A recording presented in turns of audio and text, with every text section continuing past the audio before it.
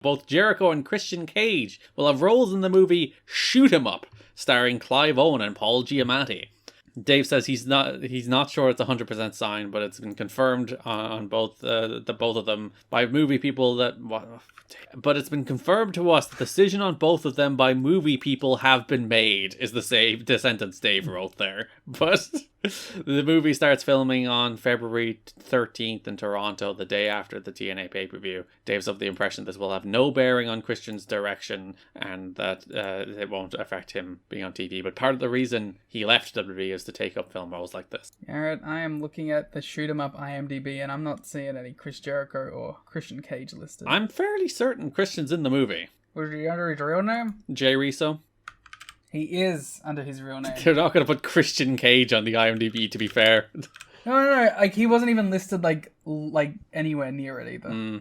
Doesn't look like Jericho was in it though. Clearly he didn't make the role. But yeah, I was like, Christian is definitely in that movie. I remember them talking about it. Do we watch that for our thing? To add the list of like Sting Moment of Truth and all the other TNA movies. Yeah. We did watch, if you'd like to go to patreon.com/kiddingme, you can hear our review of State of Play. State of Play? Head of State. That's the name of that movie. Head of State. State of the Play. Yeah, the video game stuff. The State of Play. Yeah, we did a review of Head of State with Chris Rock where they did a scene in the asylum. We should do a Christian Cage-a-thon and watch everything he's been in. I don't think we'd find a single good movie.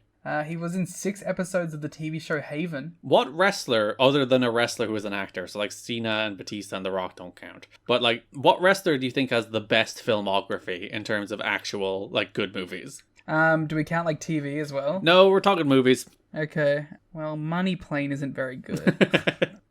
Who's had, like... But because, like, you need to think of someone that had, like, a role, right? Yeah, so, like, Kevin Nash would be a decent shout, I think.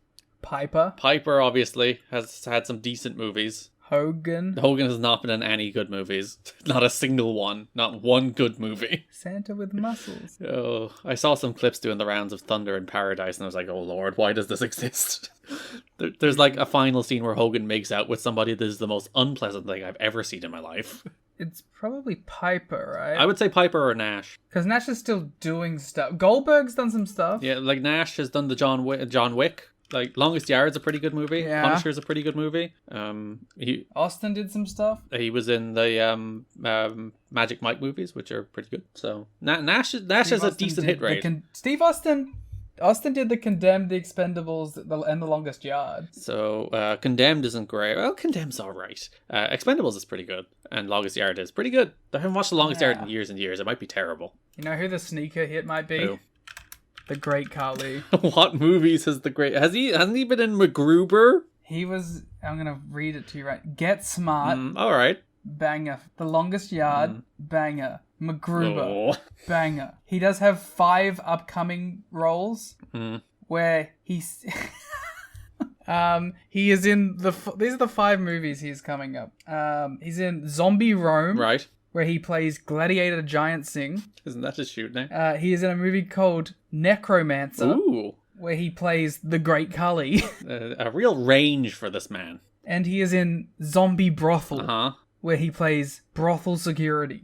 At least it's a role that's not just himself. That one he'll have to dive deep into in Method Act. But yeah, he's got like a bunch of like I don't know, I don't want to say Bollywood stuff, but like a lot of Indian based movies. Which who knows how good they are, but he has made them. So, you know, Triple H, he has Blade. He has The Chaperone. That's the one I was trying to think of, but I couldn't remember. He has thousands of links to playing Thor without playing Thor.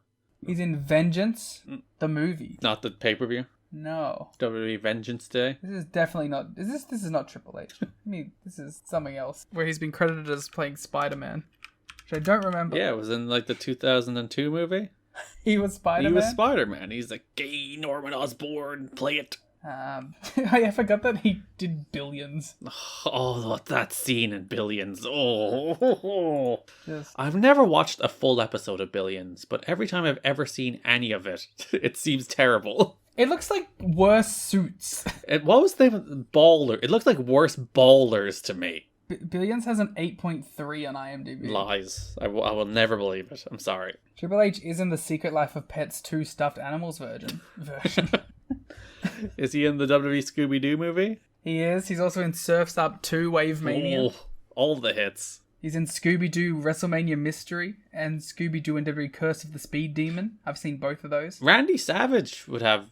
he's in Spider-Man. He's in... Yeah, but that's like it. He's in Bolt. He has a role in Bolt, the Disney movie. Yeah. Triple H is also in Inside Out, which has like 4.5. It's true. The Pixar movie? No. Oh, okay.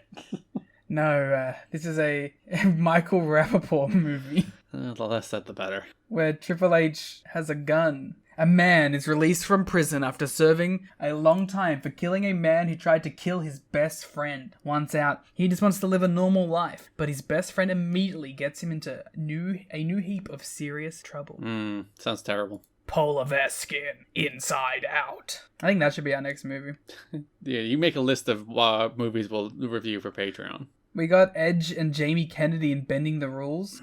You want to watch a Jamie Kennedy movie? No. Why not? The Big Show in Knucklehead. Oh yeah, Big Show. He's in Jingle All the Way. Adam Edge Copeland, CJ Lana Perry, Interrogation. Now we're just in Edge is like a candidate for the worst person in terms of like quality of movies. We can watch that movie where like Dolph Ziggler super kicks Rusev. We have Dean Ambrose starring in 12 Rounds 3. WWE movies don't count. Mox also did that MMA movie. Oh, Kurt's done some stuff, but not much of it is good. Adam Copeland, Kelsey Grammer, Money Play. So yeah, I do think it's either Nash or Piper. Oh yeah, I've been doing this for like 50 minutes. Yeah. Just reading different wrestling movies. Well, you went through every wrestling TV show, and now you went through every wrestling movie, so people are very well informed about this I feel like that should be a series that we do. Just watching every wrestler movie? Yeah, watch along. Mystery Science Theater style. Once a month, we do a wrestling movie. Sure. If you would like to actually commit to that, I'm on board. $30 tier. Oh, no. Besides Glenn Gilberti and Tom Pritchard, Jeff Kavanagh was also brought in for a tryout as an agent and temporary interviewer while Shane Douglas is in rehab. His wife put him in there for a painkiller problem. If you're wondering why Terry Taylor does backstage interviews at one point this month. Kavanagh works with Border City Wrestling, so his connection would be with Scott D'Amore. This was the description I was given of all three. This is Dave. Kavanagh, who is nicknamed Drum Boy, has good potential in the role, but was nervous. Overall, not bad. Jeff Kavanagh still works with TNA today. Lovely fella. Gilberti was better, but also nervous. The problem with him was that he got on a lot of people's nerves at the show, trying too hard to be everyone's friend and telling jokes. Some thought he was overbearing. Glenn Gilberti? No. A tryhard who's overbearing. Pritchard wasn't nervous at all and was said to be the best of the three, but it was joked that he looked like he was transported directly out of the 70s. And our last note for the month, Jerry Jarrett hasn't been seen in a TNA event since his stunt meeting at WWE headquarters 7 months ago with Oleg Prudius or Vladimir Kotlov. That's so funny.